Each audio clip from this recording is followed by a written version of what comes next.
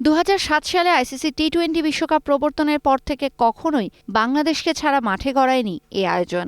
কখনো র্যাঙ্কিংয়ে টিকে থেকে, কখনো বাছাই পর্ব পেরিয়ে, কিন্তু প্রতি আসরেই মূল পর্বে খেলেছে বাংলাদেশ। অথচ এবার সেই বাংলাদেশকে বাদ দিয়ে স্কটল্যান্ডকে নিয়ে বিশ্বকাপ আয়োজনের সিদ্ধান্ত নিয়েছে আইসিসি।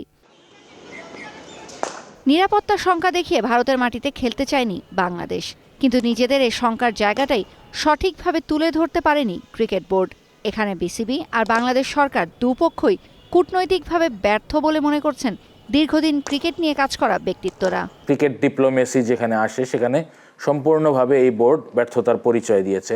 ভারতে নিরাপত্তা হুমকি, এখন হচ্ছে যে আপনি তো সরকার টু সরকার পর্যায়ে যোগাযোগ করবেন, সেই যোগাযোগটাও কিন্তু হয়নি।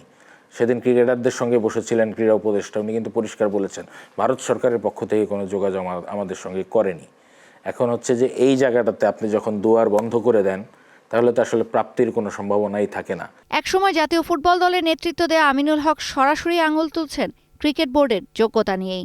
আজকে ক্রিকেট কূটনীতির অভাবের কারণে আজকে আমাদের বাংলাদেশ, যেখানে আমরা নিরাপত্তা চেয়েছিলাম, সেটা আমার অধিকার, আমার দেশ আগে, সেটা আমার অধিকার, সেখানে আমরা নিরাপত্তা জটিলতার কারণে আজকে বাংলাদেশ ক্রিকেট দল বিশ্বকাপ খেলতে যাচ্ছে না।